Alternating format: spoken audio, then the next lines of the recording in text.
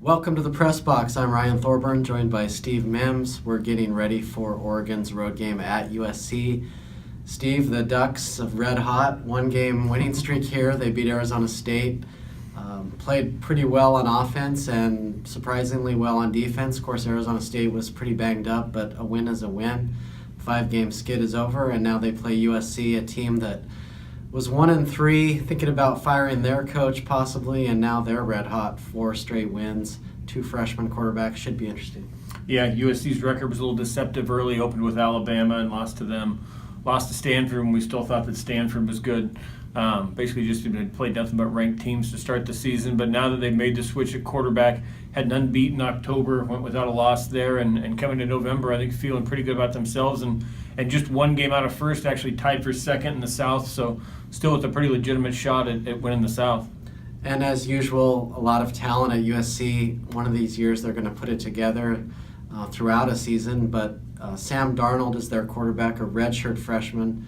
He's been impressive. He's a guy who can run the ball and highly recruited, and that'll be interesting for Oregon's defense, which should be noted, did have 3 interceptions last week, which is a step forward for them. Yeah, and we heard the same thing this week. Good week of practice, et cetera, et cetera. We've kind of seen Cal games. We thought it was better in the second half. Last week, Arizona State.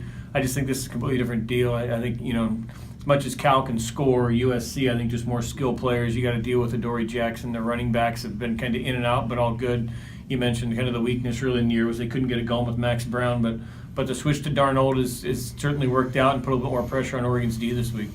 Yeah, I'm afraid for Oregon, USC's offensive line is just incredibly talented. I think Phil Steele had them as the number 1 ranked offensive line before the season. It feels like they're starting to play well and up to those expectations. And for Brady Hoke, he's got injury problems on the defensive line. Now Eddie Hurd is suspended after an arrest this week.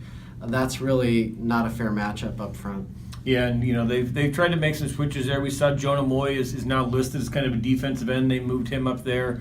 I wrote today about T.J. Daniel, who's had a couple tackles in a couple back-to-back weeks and playing his best. But you're right, it's just not a group that's got a DeForest Buckner or somebody that really the opposing line has to kind of key on, and that's been one of the problems for Oregon. They just haven't gotten a whole lot of pressure on people because they haven't had kind of that dominant performer on the line. So you got to figure Darnold is probably a front runner for Pac-12 Player of the Week next week. So that means Justin Herbert, Oregon's super freshman quarterback, needs to put a lot of points on the board if Oregon's going to win this game. You can't be anything but impressed with Justin. Not only is he playing well as a true freshman, but Oregon's receivers, the depth there is not what it was advertised due to injuries and so forth. And he's getting the tight ends involved. He's getting Tony Brooks-James involved. And if Royce Freeman can be Royce Freeman again, maybe they have a puncher's chance of outscoring the Trojans. Yeah, we saw it, I think, last time they played down there. They won 62-51 right around there. It was a back-and-forth deal. Obviously, just not quite the firepower Oregon's had, but you're right. Justin's kind of found a way, whether, like you say, some tight ends who'd been forgotten. Nobody knew Tony Brooks-James. It hasn't been Darren Carrington and Royce Freeman. Maybe at some point, Darren Carrington, Charles Nelson, and Royce Freeman become kind of the top options on this offense again if they're all healthy, and suddenly with the secondary guys they've developed, it becomes a little bit more explosive. One intangible to keep an eye on, it's kind of boring to talk about, but Matt Wogan is terrific at kickoffs.